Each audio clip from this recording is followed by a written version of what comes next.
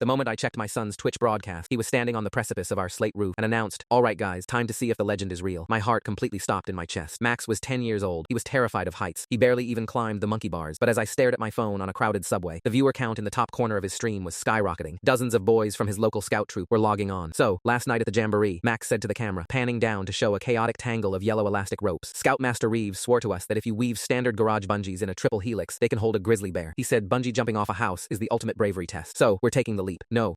I recognized the copper weather vane. He was on the third-story apex of our Victorian home, directly above the drained concrete pool. I was downtown, trapped on a stalled train 12 miles away. I abandoned my briefcase, forced the doors open at the platform, and sprinted for the street, furiously calling my sister who was babysitting. Voicemail. I frantically reopened the app, palms sweating so heavily I could barely grip the screen. Two other boys from his troop had climbed out the attic window, pockets stuffed with carabiners. "Hook it up," one yelled, bouncing with adrenaline. I watched in horror as my 10-year-old clipped a flimsy metal hook to his belt. He said the triple helix makes it invincible, right? Let's make history. The chat box was a chaotic blur. Jump. Scout's honor. They fully believed their scoutmaster. A man in uniform is the ultimate authority. I dialed emergency services, throwing myself into a taxi, shouting an offer of $500 cash if the driver ran every red light. My son is about to jump off a 30-foot roof on a homemade bungee cord. Send a rescue unit to 402 Sycamore Drive right now. The dispatcher sounded entirely too bureaucratic. "Sir, is the child experiencing a mental health crisis? I am watching him live. There is an empty concrete pool directly beneath him. Units are being dispatched," she promised. I looked back at the screen. Max had shuffled to the very edge of the gutter. The wind whipped his hair, and for a fraction of a second, the bravado completely vanished. He looked down into the 30-foot void, and genuine panic washed over his features. Reeves had made it sound like a fun trampoline trick. "Guys, the ground looks really far away," Max whispered, his voice trembling. The kids behind him groaned and pushed his shoulders. I screamed at the taxi driver to drive on the shoulder of the highway. On the stream, the elastic cords were already starting to stretch, just from Max leaning forward. One younger boy suddenly backed away. "Max, wait, don't do it." But the pressure was too immense. They didn't understand physics or gravity, only that a trusted leader promised them glory. The taxi violently swerved onto Sycamore Drive, just in time for me to see my son close his eyes and step off the ledge. I threw myself out of the moving cab, screaming his name. Through the phone's audio, I heard the terrifying crack of the harness snapping taut. The cords didn't bounce. They groaned and stretched to their absolute physical limit. Max plummeted, the yellow ropes burning against the brick chimney. By some absolute miracle, the chaotic tangle of cords caught him exactly 3 feet above the drain, but the violent stop whipped his body sideways, slamming him ribs first into the deep end wall with a sickening thud. The stream went totally black. For 10 agonizing seconds, there was nothing but dead silence. Then, a sharp, ragged gasp. I vaulted over the wooden fence and scrambled down into the empty pool. Max was dangling upside down, gasping for air. His arm was bent at an unnatural angle, but he was breathing. The paramedics arrived, followed by a frantic swarm of parents. 2 hours later, Scoutmaster Reeves showed up at the hospital, waiting room clutching a cheap gift shop teddy bear. He was completely oblivious to the fact that I was on the charity board that funded his entire troop. I was sitting next to my son's gurney when he walked in, sweating profusely. I was just telling them a tall tale, a campfire ghost story to sound tough. Reeves stammered, backing away from my glare. "It was just a story." I didn't yell. I simply pulled out a stack of printed legal documents my lawyer had just rushed over. "I'm suing you for criminal negligence," I whispered, dropping the lawsuit onto his chest. "Now get out of my sight before I test gravity on you."